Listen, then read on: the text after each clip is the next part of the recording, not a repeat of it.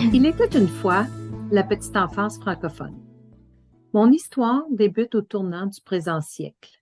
Des communautés irréductibles de francophones partout au pays se sont saisies des tribunaux pour faire reconnaître, en vertu de l'article 23 de la Charte des droits et libertés, leurs droits de gestion par et pour les francophones de leurs institutions scolaires. À cette époque, tous les territoires du pays, ou presque, les uns après les autres, ont obtenu la reconnaissance de leur droit de mettre en place une structure scolaire gouvernée par les francophones et financée par les gouvernements provinciaux.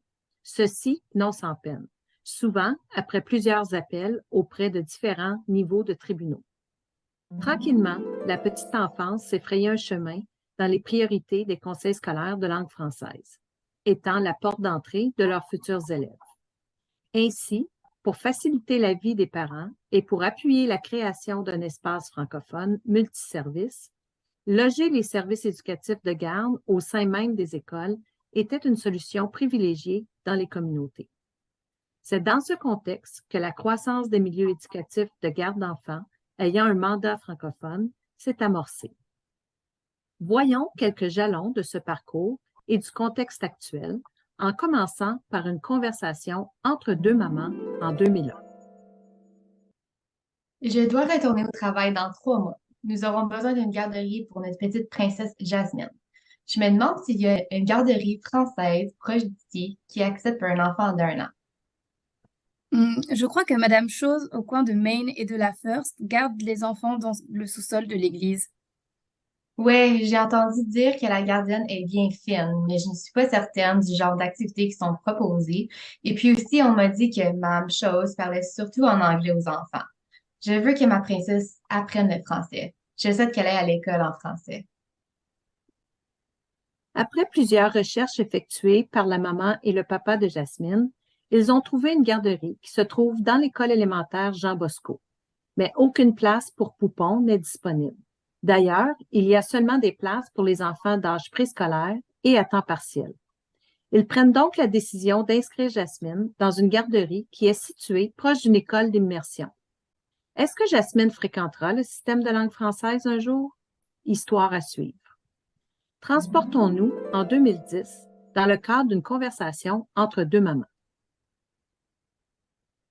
Je dois retourner au travail dans 3 mois. Nous aurons besoin d'une garderie pour notre petite princesse Jasmine. Je me demande s'il y a une garderie proche d'ici dans une école de langue française qui accepte les enfants âgés d'1 an. Je crois qu'il y a une garderie dans l'école élémentaire 80, mais elle est située à l'autre bout de la ville et je ne suis pas certaine qu'ils acceptent les enfants aussi jeunes. C'est vrai, maintenant que tu en parles. Madame Chose m'a même dit que les gardiennes parlaient la plupart du temps en français.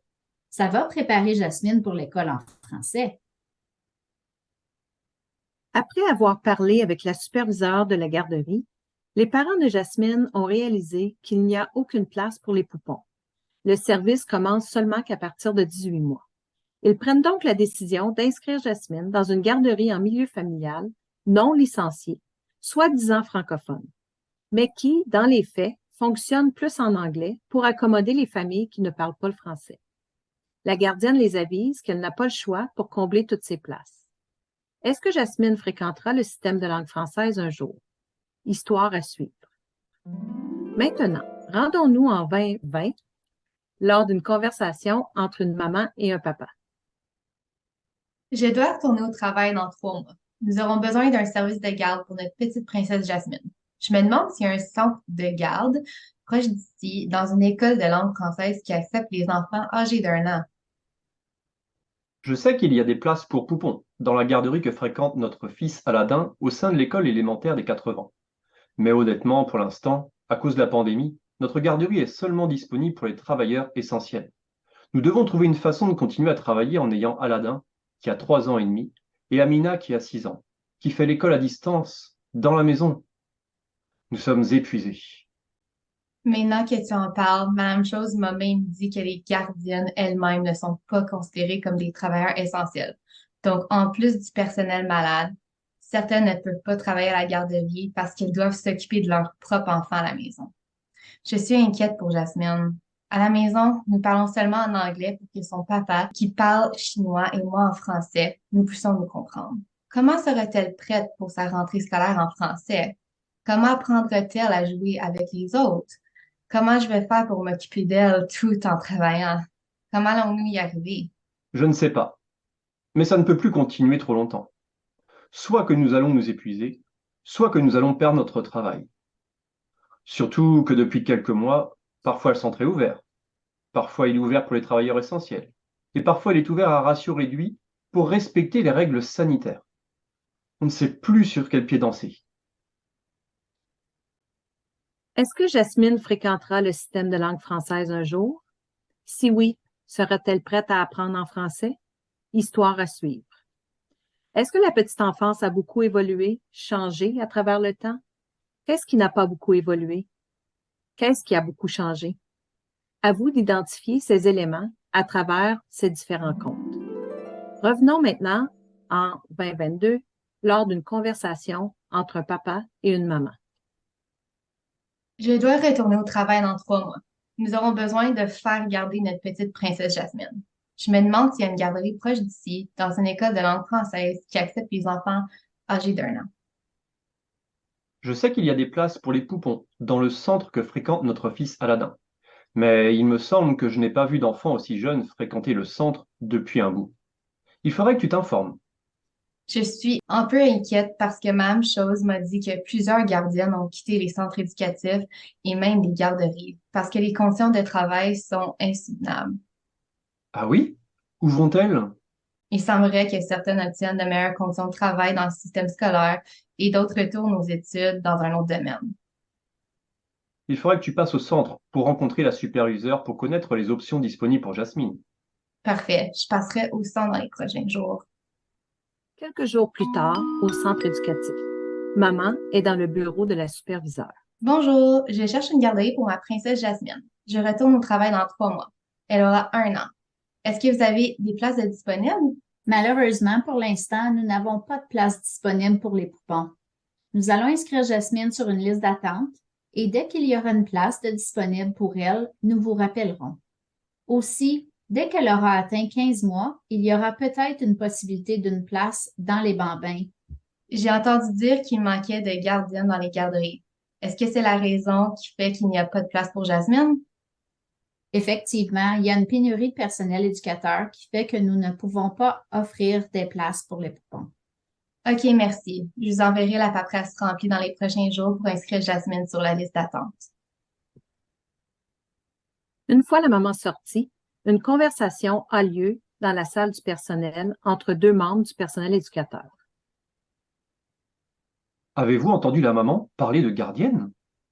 Ouais, des fois j'ai l'impression que nous sommes perçus comme Cendrillon.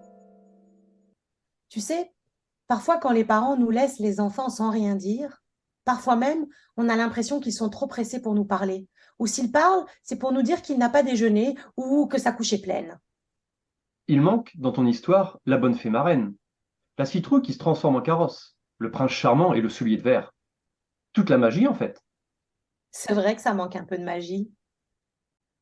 Selon vous, quelle pourrait être la magie? En fait, la magie, ce serait qu'un bon matin, les parents, la société en général, reconnaissent notre travail lié au développement de l'enfant. Cette chaussure nous irait parfaitement et nous pourrions vivre heureux. Tu as raison, mais il faudrait aussi que tous les membres du personnel éducateur puissent être des ambassadeurs de leur profession et de présenter une image professionnelle en partageant le développement de l'enfant aux parents. Pas juste le nombre de couches changées et le nombre de minutes de la sieste. Oh, une campagne de valorisation est absolument nécessaire pour faire changer la perception autant des parents que de la société en général. Si on revient à la maman de tantôt, elle parlait de gardienne, comme s'il n'y avait que des femmes dans notre profession. C'est comme l'histoire de Blanc-Neige à l'inverse. Il était une fois Blanc-Neige, qui vivait avec 7 naines qui chaque jour se rendaient au travail pour s'occuper de jeunes enfants. Un jour, que toutes les naines étaient occupées avec des enfants pendant la sieste, un parent offrit à Blanc-Neige une pomme empoisonnée de jugements, tels que les hommes ne peuvent pas s'occuper de jeunes enfants, surtout pas de changer des couches, ou les hommes sont des pédophiles. Blanc-Neige s'endormit Il faudrait une princesse charmante pour le réveiller. Selon vous, qui serait la princesse charmante? En fait, dans notre histoire, il faudrait plusieurs princes charmants, éducateurs et princesses éducatrices en petite enfance qui charment tous ceux et celles qui ont ces préjugés à l'égard des hommes dans notre profession. Je crois qu'il serait important de créer un message commun à faire passer partout dans la société et, plus spécifiquement, aux familles qui fréquentent les services éducatifs de garde d'enfants, pour rendre visibles les tabous et en parler. Non pas pour juger, mais pour souligner l'importance des hommes dans l'éducation des jeunes enfants, autant en service éducatif qu'au sein des familles. En plus, s'il y a plus d'hommes éducateurs, peut-être que ça pourrait aider à notre manque de personnel éducateur. Ouais, j'ai entendu dire hier, à la formation où je suis allé, que plusieurs personnes issues de l'immigration seraient intéressées à venir travailler en petite enfance. Je me demande comment nous allons faire pour les accueillir, pour qu'elles comprennent toutes nos politiques et procédures, sans compter comment appliquer notre cadre pédagogique. Bonne chance. Nous-mêmes, on a de la difficulté à intégrer tout ça. Ça me fait penser à l'histoire du vilain petit canard. Comment ça? Il n'y a personne de vilain? Ben non, c'est certain qu'il n'y a personne de vilain. Imagine ça. Il était une fois une éducatrice très différente des autres. Autant son physique que ses compétences étaient différentes des autres éducatrices de l'équipe. Elle peinait à s'intégrer tellement elle se sentait différente. Parfois, elle avait l'impression de ne pas appartenir à ce groupe. La superviseure du centre où elle travaillait essayait de l'aider à développer un sens d'appartenance à l'équipe, lui proposer de l'accompagner. Elle était déterminée à tout faire en son pouvoir pour retenir cette nouvelle employée un peu différente. Un jour, lors d'une formation à l'extérieur du centre, cette éducatrice différente réalisa qu'il y avait d'autres éducatrices semblables à elle au sein de d'autres centres, ce qui lui permit de créer de nouvelles relations pour l'aider à s'intégrer dans son nouveau pays en petite enfance francophone. La morale de cette histoire, chaque éducatrice ou éducateur en petite enfance est unique et peut contribuer à sa manière dans le développement des enfants si on met à sa disposition un environnement et un réseau qui soutiennent leur apprentissage et leur intégration. Dans le fond, c'est exactement la même chose avec les enfants que l'on accompagne. Chaque enfant est unique. J'espère juste qu'il y aura du temps et des formations pour bien accueillir et faciliter l'intégration professionnelle de cette nouvelle main-d'œuvre. La situation présente est tellement tough. C'est difficile pour le personnel qui arrive, d'ailleurs. C'est aussi difficile pour le personnel qui est resté après la pandémie. Nous étions déjà fatigués à soutenir les services pendant la pandémie.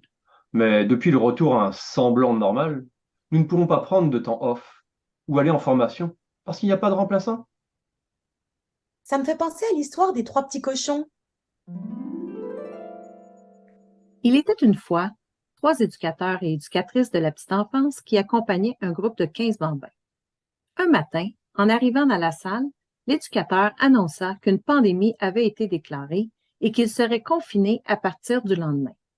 Tout s'écroula. Les repères disparaissèrent. C'est stressant, mais ça ne sera pas pour longtemps, qu'ils se sont dit, et nous serons à l'abri à la maison. Après quelques semaines de confinement, il fut annoncé que seuls les services essentiels seraient ouverts, mais avec des règles très strictes. Les centres éducatifs firent partie de ces services essentiels. Le personnel éducateur fut appelé à retourner au travail. Beaucoup de stress. Vais-je attraper ce virus? Si oui, vais-je mourir? Si je retourne travailler, qui va s'occuper de mes enfants? Ceux qui restèrent à la maison en virtuel et ceux qui fréquentèrent le centre éducatif, est-ce qu'ils seront considérés comme des enfants de travailleurs essentiels? Est-ce que je devrais porter un masque, une visière et des gants pour travailler? L'équipe s'encourageait, mit en place toutes les consignes, vidèrent les salles de matériel d'apprentissage pouvant facilement transmettre le virus, portèrent leur matériel de protection, nettoyèrent tout ce qu'elles purent. Certains membres de l'équipe accompagnèrent les enfants d'âge scolaire à l'école virtuelle. Les jours passèrent. Des collègues sont tombés malades, certains des parents aussi. Des grands-parents sont décédés. Les repères s'effacèrent. On oublia la normale. On a eu peur. Mais un jour, le vaccin tant attendu arriva. On a pu respirer. On s'est dit qu'à ce moment, tout n'était qu'une question de temps avant que la normale revienne. Les jours passèrent. Les collègues, les membres de la famille, les enfants, les parents continuèrent d'être malades. Les consignes continuèrent à changer à toutes les semaines. Les enfants continuèrent l'école virtuelle. Malgré tout, le personnel éducateur et de gestion tinrent le coup. Quand la santé allait, ils accueillaient et accompagnaient les enfants jour après jour, jusqu'à ce qu'un variant du virus se pointe le bout du nez. Après plusieurs vagues de variants, des services de garde d'urgence, de règles qui changeaient, plusieurs membres du personnel sont partis découragés. Où est la maison de briques pour offrir des moments de bien-être au personnel éducateur qui apportait à bout de bras l'économie pour reconnaître le travail acharné dans des conditions difficiles qui les mettaient en danger? Ton histoire est un peu décourageante, mais racontée comme ça donne une autre perspective. Une chance que nous étions 3 petits cochons. Sans toute l'équipe pour nous encourager, nous n'aurions pas survécu à toute cette situation. Avoue que nous sommes fatigués. Mais nous ne pouvons jamais prendre congé, ni aller à de la formation pour aider à se remettre de toute cette situation. Il manque toujours du personnel. En parlant de formation, ça me fait penser que la dernière fois, j'ai été à une formation en français qui portait sur la construction identitaire. C'était intéressant, mais difficile parfois. Pourquoi difficile? C'était en français. Tu parles français. Oui, mais parfois je ne me sens pas compétent en français. J'aime mieux parler en anglais. Je comprends. Mais si on ne pratique pas en français des mots liés à la pédagogie, ça va être difficile d'en parler en français avec les parents, non? Tu as raison, mais les parents ne parlent pas tous français. Et parfois, ils sont frustrés quand on leur parle en français. Je crois que, par les temps qui courent, les parents sont frustrés pour plusieurs raisons. Et parfois, ils ont raison. Pourquoi tu dis ça? Parce que présentement, il y a plusieurs parents sur nos listes d'attente. Puisqu'il en coûte moins cher pour une place, grâce aux ententes de financement fédéral-provincial, mais nous ne pouvons pas leur offrir le service. Nous pouvons juste créer de nouvelles places. J'ai entendu dire qu'il y avait plein de financements pour ça. Des nouvelles places, avec quel personnel? On ne peut même pas combler celles qu'on a déjà, tant que les centres en français ne viennent pas à embaucher du personnel qui parle anglais. Tu as raison. Ce serait le début de la fin pour la francophonie. En plus, il semble y avoir du financement pour toutes sortes de projets présentement. Une chatte aurait de la difficulté à retrouver ses chatons à travers tous ces enjeux et besoins du secteur. En fait, ça me fait un peu penser à l'histoire des 101 Dalmatiens. Il était une fois 101 partenaires, ayant un intérêt en petite enfance. Tous aussi importants les uns que les autres, chacun avec un mandat et une expertise unique au service de la petite enfance. Le réseau de l'économie pour la création de places et l'employabilité, le réseau de l'éducation postsecondaire pour la formation certifiée et continue, le réseau de la santé pour le bien-être du personnel éducateur de l'enfant et de leur famille, le réseau scolaire pour la formation scolaire, le réseau gouvernemental pour le financement, la législation et les politiques publiques, le réseau communautaire et culturel pour la pérennité et la vitalité de la francophonie, le réseau d'immigration pour l'appui au recrutement et à l'intégration sociale, le réseau des services à l'enfance pour l'offre de services à l'enfance. Un jour, du financement pour la petite enfance arriva dans les coffres de quelques-uns de ses partenaires. Mais la cruelle réalité fut que ce financement arriva avec beaucoup d'exigences administratives, parce que les processus et les structures en place ne favorisaient pas toujours le par, pour et avec la petite enfance francophone. Mais les 101 partenaires ont travaillé d'arrache-pied, ensemble, pour trouver des façons de respecter les cycles de demande et de reddition de comptes. Aussi, pour s'assurer que la petite enfance puisse faire des demandes pour son réseau, le réseau de parents, qui sait ce qui est bien pour leurs petits, mit toutes ses ressources à la disposition du réseau de la petite enfance francophone pour les appuyer à écrire des demandes qui visaient à outiller leur secteur. Demande après demande, rapport après rapport, le réseau a obtenu des fonds de la part des partenaires pour répondre aux besoins de la petite enfance. Le travail de collaboration entre les partenaires a permis la mise en œuvre de plusieurs initiatives visant l'appui au secteur de la petite enfance. Dans ton histoire, c'est quoi les initiatives qui sont destinées à la petite enfance? Tes questions sont pas mal compliquées. Il y en a plusieurs. On change de sujet. Je te rappelle que c'est ton histoire. Mais il faut dire qu'au final, Même si ce n'est pas facile, la petite enfance a beaucoup évolué depuis quelques années. Il faudrait documenter pour se rappeler tout ce qui a changé et tout ce qui est en cours présentement. C'est à mon tour de faire un parallèle avec ton conte. Le petit Pousset, tu sais, celui qui a laissé des traces sur son chemin pour qu'on le retrouve. Il était une fois un réseau de la petite enfance qui, pour ne pas perdre la raison d'être de son travail, laissa sur son chemin des données probantes démontrant ses apprentissages et ses réussites. Une pierre représentant le cadre légal, une pierre représentant le cadre pédagogique, une pierre représentant le financement, une pierre représentant les nouvelles pratiques de recrutement, rétention et valorisation, une autre représentant les formations initiales et continues, une pierre représentant les outils de gestion, une pierre représentant la diversité et l'inclusion, une pierre représentant les meilleures conditions de travail et une pierre représentant la santé mentale et le bien-être. Les pierres laissées permettent de toujours revenir à la maison, soit aux raisons pour lesquelles nous continuons à investir temps, ressources et énergie pour répondre aux besoins de l'apprentissage des enfants qui sont accompagnés par du personnel éducateur, qui œuvrent au sein de services éducatifs à l'enfance francophone et qui ont pour objectif l'épanouissement de tous les enfants afin qu'ils deviennent des citoyens adultes bien dans leur peau, responsables et engagés dans leur francophonie. Oh, c'est une belle histoire. Mais il en reste encore beaucoup à faire si l'on veut se rendre à un système de la petite enfance par, pour et avec la petite enfance francophone. Tu as bien raison. C'est l'heure de notre rencontre d'équipe. Allons-y.